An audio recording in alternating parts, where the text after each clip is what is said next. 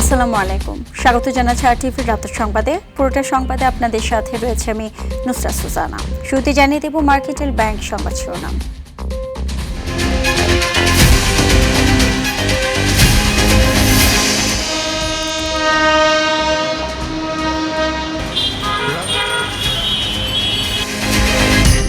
ঈদ উদযাপনে বাড়ি ছুটছে মানুষ, বাস লঞ্চে অতিরিক্ত ভাড়ার অভিযোগ, সন্ধ্যার পর মহাসড়কে চাপ 20 কিলোমিটারের যানজট।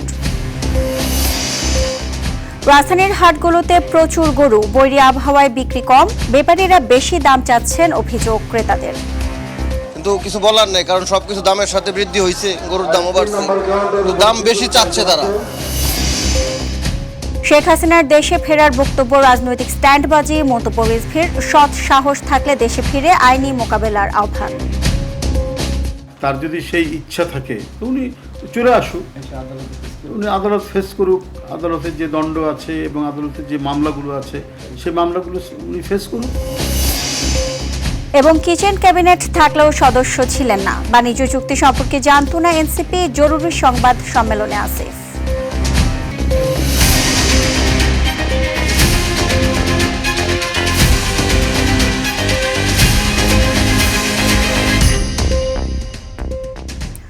দর্শক শুনছিলেন মার্কেটেল ব্যাংক সংবাদ শিরোনাম, এবার বিস্তারিত। টানা 7 দিন ঈদের ছুটিতে দ্বিতীয় দিনের মতো বাড়ি ফিরছে মানুষ। কমলাপুরে যাত্রীদের চাপ কিছুটা কম, যাত্রা নির্বিঘ্ন করতে সব ব্যবস্থাই গ্রহণ করেছে কর্তৃপক্ষ। দু একটি ছাড়া সঠিক সময়ে ছেড়ে যাচ্ছে ট্রেন। চাহিদা মতো টিকিট প্রাপ্তি ছাড়া এবারের ঈদ যাত্রা নিয়ে সন্তোষ প্রকাশ করছেন যাত্রীরা। রাজধানীর টার্মিনালগুলো থেকে সময় মতো ছেড়ে যাচ্ছে দূরপাল্লার বাসও। যাত্রা নির্বিঘ্ন করতে টার্মিনালগুলোতে জোরদার করা হয়েছে নিরাপত্তা ব্যবস্থা। আরও জানাচ্ছেন শামীম চৌধুরী। ট্রেন ছুটছে। রাজধানীর কমলাপুর রেল স্টেশন থেকে ছাড়া এই ট্রেনেই ঈদের ছুটিতে নাড়ির টানে বাড়ি ছুটছে মানুষ। উদ্দেশ্য পরিবার ও স্বজনদের সঙ্গে ঈদের আনন্দ ভাগাভাগি করা। দাদা বাড়িতে ঈদ করতে যাচ্ছি, ট্রেনে যাচ্ছি, অনেক ভালো লাগছে আমার। বিগত বছর থেকে শৃঙ্খলাবদ্ধভাবেই ঢুকার মেনটেন সবকিছু ভালোই ছিল, আর পরিষ্কার পরিচ্ছন্নতা ভালোই। টানা 7 দিন ছুটির দ্বিতীয় দিনে রেল স্টেশনগুলোতে যাত্রীর চাপ কিছুটা কম, দুই একটি ছাড়া সঠিক সময়ে ছেড়ে যাচ্ছে ট্রেন। জোরদার করা হয়েছে নিরাপত্তা ব্যবস্থা। এবারের ঈদযাত্রা নিয়ে সন্তুষ্ট যাত্রীরা। চাহিদা অনুযায়ী টিকিট না পাওয়ায় অসন্তোষও রয়েছে তাদের মাঝে। 8টা 1 8টা 2 এর ভেতরে টিকিট শেষ হয়ে যাচ্ছে প্রতিটা ট্রেনের। তো এটা আসলে কিভাবে হচ্ছে? এটা কি ব্লক করে টিকিট রাখা হচ্ছে নাকি অন্য কোনো কারণ? এটা আমি বুঝতে পারি না। জয়দেব পার ওইদিকে মানুষজন টিকিট ছাড়াই প্রবেশ করতেছে, যারা টিকিট কাটছে তারা উঠতে পারেনি। তবে নিরাপত্তা জোরদার সহ যাত্রা নির্বিঘ্ন করতে সকল ব্যবস্থা নেওয়া হয়েছে বলে জানিয়েছে রেল কর্তৃপক্ষ। নিরাপত্তার বিষয়টা যেটা আমরা ট্রেনের যাতে শিডিউল বিপর্যয় না হয় সেজন্য আমরা আমাদের কন্ট্রোল রুমে আমাদের ভিজিলেন্স টিম আছে, বিভিন্ন জায়গায় আমাদের কিছু স্পেয়ার ইঞ্জিন রাখা আছে। যদি কোনো কারণে যান্ত্রিক ত্রুটির কারণে বিকল হয়ে যায় সেক্ষেত্রে যাতে রিলিফ ইঞ্জিন দিয়ে সেই ট্রেনটাকে পরিচালনা করা যায়। রাজধানীর বাস টার্মিনালগুলোর দৃশ্যও একই। ছুটির প্রথম দিন থেকেই ঢাকা ছেড়েছে মানুষ, তাই বাস টার্মিনালে নেই যাত্রীদের অতিরিক্ত চাপ। আইনশৃঙ্খলা নিয়ে সন্তোষ প্রকাশ করলেও অতিরিক্ত ভাড়া আদায়ের কথা বলছেন যাত্রীরা। অরিজিনাল ভাড়া নর্মালি আমরা 1600-1700 টাকা যাইতাম আগে রংপুরে, এখন সে জায়গায় 2400 টাকা নিতেছে। 850 টাকা করে নিয়েছে। আমরা মাগুরা যাব, মাগুরা শ্রীপুর। ঈদের সময় 200 টাকা বেশি নেয়, আগের বার নিয়েছে 700 টাকা করে। বেশি ভাড়া আদায়ের সুনির্দিষ্ট তথ্য পেলে তাৎক্ষণিক ব্যবস্থা গ্রহণ করছেন দায়িত্বরত নির্বাহী ম্যাজিস্ট্রেট। শামীম চৌধুরী, আরটিভি, ঢাকা। ঈদকে সামনে রেখে রাজধানীর সদরঘাট লঞ্চ টার্মিনালে ঘরমুখো মানুষের উপচে পড়া ভিড় দেখা যাচ্ছে। গার্মেন্টস সহ বিভিন্ন প্রতিষ্ঠানে ছুটি শুরু হওয়ায় শেষ মুহূর্তে পরিবারের সঙ্গে ঈদ উদযাপনে বাড়ি ফিরছেন হাজারো মানুষ। যাত্রীদের চাপ সামলাতে অতিরিক্ত প্রস্তুতি নিয়েছে সংশ্লিষ্ট কর্তৃপক্ষ। তবে অতিরিক্ত ভিড়ের কারণে টিকিট সংগ্রহ, লঞ্চে ওঠানামা এবং টার্মিনাল এলাকায় চলাচলে কিছুটা ভোগান্তির অভিযোগ করেছেন যাত্রীরা। নিরাপদ ও নির্বিঘ্ন যাত্রা নিশ্চিত করতে আইনশৃঙ্খলা বাহিনীও তৎপর রয়েছে।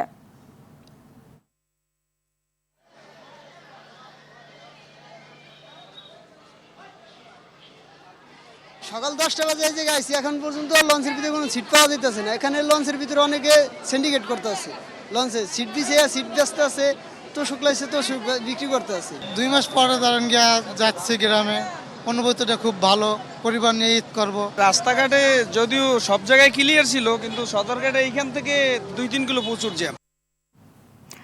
ঈদযাত্রায় তীব্র যানজটে চরম ভোগান্তিতে পড়েছেন ঘরমুখ মানুষ। ঢাকা টাঙ্গাইল মহাসড়কের চন্দ্রা নবীনগর ও গাজীপুরের কোনাবাড়ি সহ উত্তরের পথ গোড়াই পর্যন্ত দীর্ঘ 20 কিলোমিটারের যানজট তৈরি হয়েছে। এতে ঘন্টার পর ঘন্টা আটকে আছে যাত্রীরা। গাজীপুরের কালিয়াকৈরের প্রায় সব কটি শিল্প কারখানা 12টার মধ্যে ছুটি ঘোষণার পর চন্দ্রা এলাকা জুড়ে মানুষের ঢল নামে। সেই সাথে বৃষ্টির কারণে এ দুর্ভোগ বেড়েছে আরও কয়েক গুণ। অপরদিকে ঢাকা আরিচা মহাসড়কের নবীনগর ত্রিমোড় এলাকা থেকে শ্রীপুর পর্যন্ত প্রায় 8 কিলোমিটার ভয়াবহ যানজটের সৃষ্টি হয়েছে। তবে রাত 12টার মধ্যে এই চাপ অনেকটাই কমে আসবে বলে আশা করছে হাইওয়ে পুলিশ।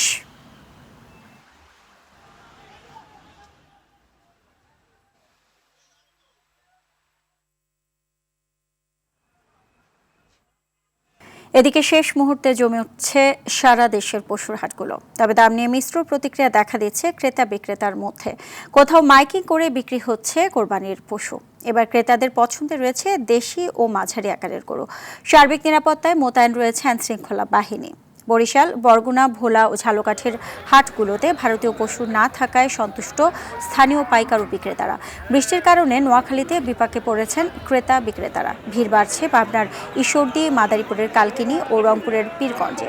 খাবার ও পরিচর্যার বাড়তি খরচের কারণে নেত্রকোনা ও দিনাজপুরের হিলিতে পশুর বাড়তি দাম হাঁকাচ্ছেন বিক্রেতারা। এদিকে নীলফামারীর অধিকাংশ হাটে রসিদ ছাড়াই বিক্রেতাদের কাছ থেকে নেওয়া হচ্ছে চাঁদা।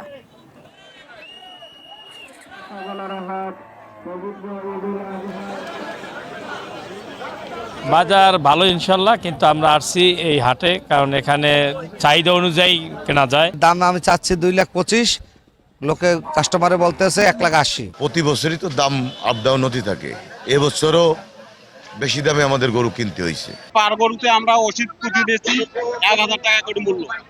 1,000-এর মধ্যে আমাদের যারা গরু ক্রেতা তারা দিবে 800, আর যারা বিক্রেতা তারা দিবে 200। সারা দেশে গত 24 ঘন্টায় হাম ও উপসর্গে আরও 10 শিশুর মৃত্যু হয়েছে। একই সময়ে নতুন করে হাসপাতালে ভর্তি হয়েছে 1083 শিশু। 15 মার্চ থেকে এখন পর্যন্ত হাম উপসর্গ নিয়ে প্রাণ হারিয়েছে 467 শিশু, যাদের মধ্যে নিশ্চিত হামে 88 জন মারা গিয়েছে। মঙ্গলবার স্বাস্থ্য অধিদপ্তরের পাঠানো বিজ্ঞপ্তিতে এ তথ্য জানানো হয়। প্রতিবেদনে বলা হয়েছে 15 মার্চ থেকে এখন পর্যন্ত দেশে সন্দেহজনক হাম রোগীর সংখ্যা 66,023 জন, যাদের মধ্যে নিশ্চিত হামে আক্রান্ত 8,772 জন।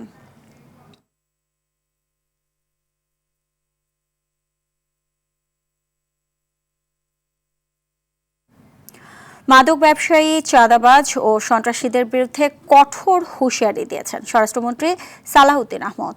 বলেন, বিগত সরকারের সময় আইনের শাসন না থাকায় জঙ্গল সলিমপুরের রাষ্ট্রের মধ্যে রাষ্ট্র তৈরি করেছিল অপরাধীরা। সন্ত্রাসীদের আস্তানা কঠোর হাতে নির্মূল করা হবে জানিয়ে স্বরাষ্ট্রমন্ত্রী বলেন, সীমান্তে উদ্বেগজনক কিছু ঘটছে না। অন্যদিকে র্যাব মহাপরিচালক জানিয়েছেন, ঈদে কোনো নাশকতার আশঙ্কা নেই। দীপ্ত চন্দ্রপালকে সাথে নিয়ে রুটু রফিকের রিপোর্ট। পুলিশ সদর দপ্তরের কন্ট্রোল রুমে দুপুরে ঈদযাত্রা নিরাপদ করতে নেয়া মনিটরিং ব্যবস্থা পরিদর্শন করেন স্বরাষ্ট্রমন্ত্রী সালাউদ্দিন আহমদ। পরে সমসাময়িক আইন শৃঙ্খলা পরিস্থিতি নিয়ে সংবাদ সম্মেলনে কথা বলেন তিনি। মহাসড়কগুলো সার্বক্ষণিক মনিটরিং এর আওতায় আনা হয়েছে। স্বরাষ্ট্রমন্ত্রী বলেন, সারা দেশে সন্ত্রাসীদের কোনো ছাড় দেবে না প্রশাসন। দীর্ঘ 17 বছর দেশে কোনো আইনের শাসন ছিল না, দুর্বৃত্তায়নের একটা মহামারী ছিল। তারা মনে করেছে জঙ্গল সলিমপুর আমরা যেভাবে একটা রাষ্ট্রের ভিতরে রাষ্ট্র হতে দেখেছি, সেটাকে যখন আমরা আইন শৃঙ্খলা রক্ষাকারী বাহিনীর নিয়ন্ত্রণে আনতে পারলাম, সেটা আবার পুনরায় রাখতে পারে, সেজন্য তাদের চেষ্টা আছে। তবে তারা যে উদ্যত আচরণ করেছে, যে দুঃসাহস দেখিয়েছে, সেটা আমরা খুব কঠোরভাবে নিয়ন্ত্রণ করব। সন্ত্রাসীদের অভয়ারণ্য যেখানেই থাকুক, সেগুলো নির্মূল করা হবে। সীমান্ত পরিস্থিতি স্বাভাবিক রয়েছে বলেও জানান সালাউদ্দিন আহমদ। 2-একটা জায়গায় হয়তো পাল্টা গোলাগুলির ঘটনা ঘটেছে, সেটা স্বাভাবিক প্রক্রিয়া, এরকম হয়ে থাকে। তারপরে ফ্ল্যাগ মিটিং এর মাধ্যমে সেটা সমাধান হয়। এমন কোনো ঘটনা হয় না যেটা জাতীয়ভাবে উত্তেজনার সৃষ্টি হবে, সেরকম কোনো ঘটনা হয়নি। অন্যদিকে সকালে জাতীয় ঈদগাহ ময়দান পরিদর্শন করেন র্যাব মহাপরিচালক আহসান হাবিব পলাশ। পরে তিনি বলেন, রাজধানীসহ সারা দেশে নিরাপত্তা জোরদার করা হয়েছে।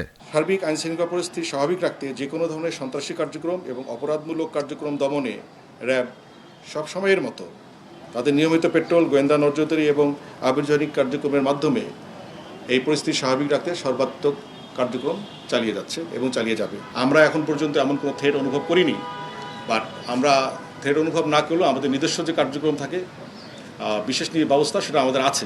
রাস্তাঘাট বন্ধ করে কোথাও পশুর হাট বসালে সমন্বিতভাবে ব্যবস্থা নেওয়া হবে বলেও জানান র্যাব মহাপরিচালক। কোরবানির পশুর হাটে ক্রেতাদের ভোগান্তি রোধে বিভিন্ন র্যাবের নজরদারি অব্যাহত রয়েছে।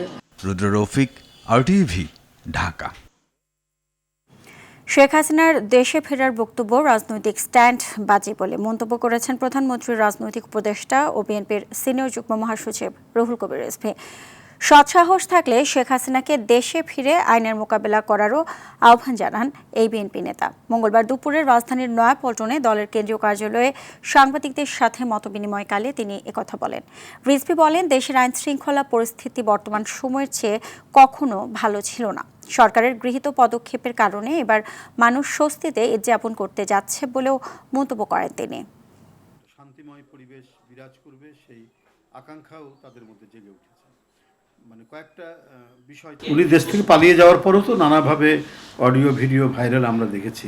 তো তারপর তো প্রায় 2 বছরের কাছাকাছি হতে চললো। তার যদি সেই ইচ্ছা থাকে তো উনি চলে আসুক, উনি আদালত ফেস করুক। আদালতের যে দণ্ড আছে এবং আদালতের যে মামলাগুলো আছে সেই মামলাগুলো উনি ফেস করুক। এটা আমি বলবো যে স্বভাবসুলভ তার একটা বৈশিষ্ট্য। এরকম বাগাড়ম্বর কথা বলা, অযৌক্তিক কথা বলা, তারপরে একটা স্ট্যান্ডবাজিমূলক কথা বলা। অন্তর্বর্তী সরকারের কিচেন ক্যাবিনেটের সদস্য ছিলেন না বলে জানিয়েছেন সাবেক উপদেষ্টা আসিফ মাহমুদ সজীব ভুঁইয়া। বিকেলে রাজধানীর বাংলা মোটরে জাতীয় নাগরিক পার্টির অস্থায়ী কেন্দ্রীয় কার্যালয়ের এক জরুরি সংবাদ সম্মেলনে একথা জানান তিনি। এছাড়া আমেরিকার সাথে বাণিজ্য চুক্তির বিষয়ে নিজের সংশ্লিষ্টতা অস্বীকার করেন এনসিপির এই নেতা। সংবাদ সম্মেলনে ঝিনাইদহে ডিম হামলার বিষয়ে কথা বলেন এনসিপি নেতা নাসিরউদ্দিন পাটোয়ারি।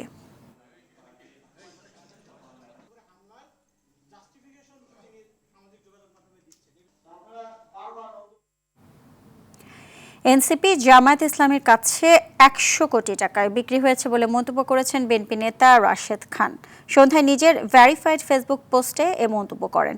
পোস্টে লেখেন, এনসিপির সাথে জোট করার জন্য নাসিরউদ্দিন পাটোয়ারি তার পা ধরতে বাকি রেখেছিল। এনসিপি এবি পার্টি রাষ্ট্র সংস্কার আন্দোলনের শীর্ষ নেতাদের উপস্থিতিতেই সে এমন করেছিল। এছাড়া তিনি পাটোয়ারির বিরুদ্ধে মাদক সেবনের অভিযোগও করেন।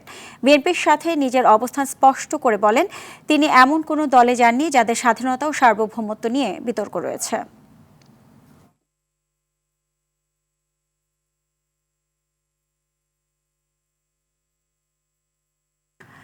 মুসলিম উম্মার সম্প্রীতি কামনার মধ্য দিয়ে শেষ হলো এবারের হজের খুতবা পাঠ করেন মসজিদে নববীর খতিব শায়েখ আলী আল হুজাইফি।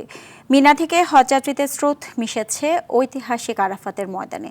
পার্থিব পাপ থেকে মহান আল্লাহর ক্ষমা প্রাপ্তির আশায় লাখ লাখ মুসলিম সমবেত হয়েছেন ঐতিহাসিক এই ময়দানে। পুরোপুরি সঁপে দিয়েছেন মহান আল্লাহর দরবারে। সবার কণ্ঠে উচ্চারিত হচ্ছে লাব্বাইক আল্লাহুম্মা লাব্বাইক। আরও জানাচ্ছেন ইমরুল হাসান।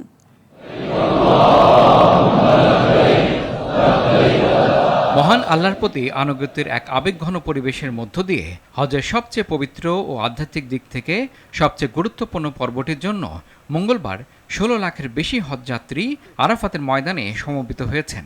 সবার কণ্ঠে একটাই ধ্বনি, লাব্বাইক আল্লাহুম্মা লাব্বাইক, আমি হাজির, হে আল্লাহ আমি হাজির। আজ 9 জিলহজ অনুষ্ঠিত হচ্ছে পবিত্র হজ। লাব্বাইক আল্লাহুম্মা লাব্বাইক ধ্বনিতে মুখরিত আরাফার ময়দান।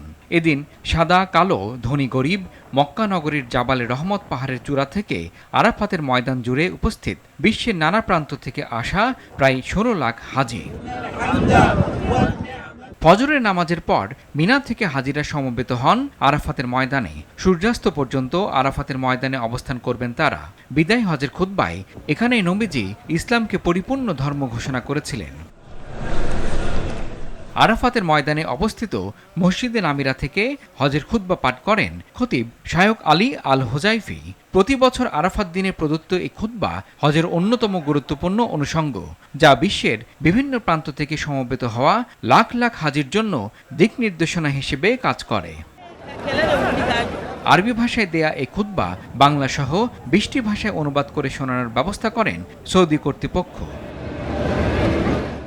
খুতবার পর মসজিদে নামিরাতে হাজিরা একসঙ্গে জোহর ও আসরের নামাজ আদায় করেন। এরপর সূর্যাস্তের পর মুজদালিফায় পৌঁছে একসঙ্গে মাগরিব ও এশার নামাজ আদায় করবেন তারা। এরপর খোলা আকাশের নিচে রাত যাপন এবং সেখান থেকে শয়তানকে নিক্ষেপের জন্য পাথর সংগ্রহ করবেন হাজিরা। বুধবার 10 জিলহজ হাজিরা ফজরের নামাজ শেষে মুজদালিফা থেকে আবার মিনায় যাবেন। এরপর শয়তানকে পাথর নিক্ষেপ এবং পশু কোরবানি সম্পন্ন হলে পুরুষ হাজিরা মাথা মুন্ডন করে মক্কা নগরীতে ফিরে পবিত্র কাবা তাওয়াফ করবেন। ইমরুল হাসান, RTV। জানাবো ন্যাশনাল লাইফ ইন্স্যুরেন্স আন্তর্জাতিক সংবাদ। যুক্তরাষ্ট্র ইরানের যুদ্ধ বন্ধে কাতারে চলমান শান্তি আলোচনা কিছুটা অগ্রগতির মুখ দেখেছে। ইরানের তাসনিম নিউজ এ তথ্য নিশ্চিত করেছে। তবে এর মধ্যে যুদ্ধ বন্ধের শর্ত হিসেবে মধ্যপ্রাচ্যের দেশগুলোকে ইসরায়েলের সাথে সম্পর্ক স্বাভাবিক করার আহ্বান জানিয়েছেন মার্কিন প্রেসিডেন্ট ডোনাল্ড ট্রাম্প। এদিকে উপসাগরীয় অঞ্চলে মার্কিন উপস্থিতি ব্যর্থ হয়েছে বলে দাবি করেছেন ইরানি প্রেসিডেন্ট মাসুদ পেজেশকিয়ান। সর্বোচ্চ নেতা মোজতবা খামেনির হুঁশিয়ারি, মধ্যপ্রাচ্যে মার্কিনীদের আর কোনো নিরাপদ আশ্রয় থাকবে না। অন্যদিকে আলোচনার মধ্যে নতুন করে চরম উত্তেজনা দেখা দিয়েছে। ইরানি আকাশসীমায় অনুপ্রবেশের দায়ে মার্কিন ড্রোন ভূপাতিত করার দাবি করেছে IRGC।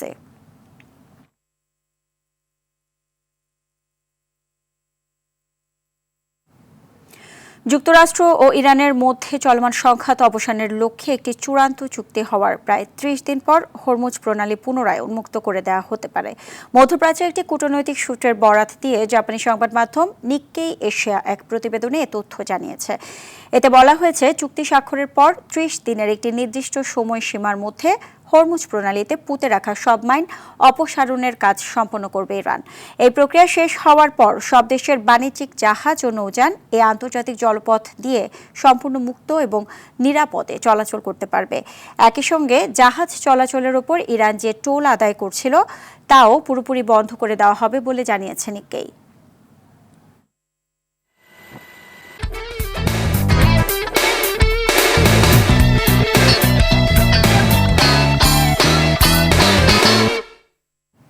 খেলার খবর।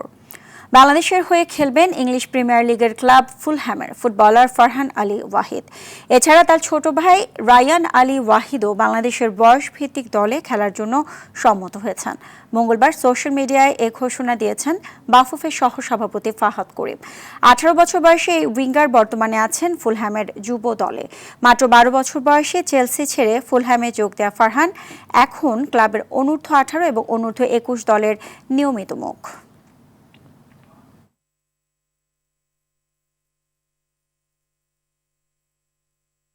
দীর্ঘ 40 থেকে 45 মিনিটের মতো আই থিঙ্ক জুম মিটিং হয় আমাদের। মিটিংটার পরে আলহামদুলিল্লাহ আব্দুল ভাই অর্থাৎ তাদের বাবা এগ্রি করেন যে হ্যাঁ তিনি তার উভয় ছেলেকেই সম্মতি দিচ্ছেন বাংলাদেশের পক্ষে খেলার জন্য। We are very confident by first week of July আর ম্যাক্সিমাম মিড জুলাই তাদের উভয়েরই পাসপোর্ট সংক্রান্ত সকল কাগজ রেডি হয়ে যাবে।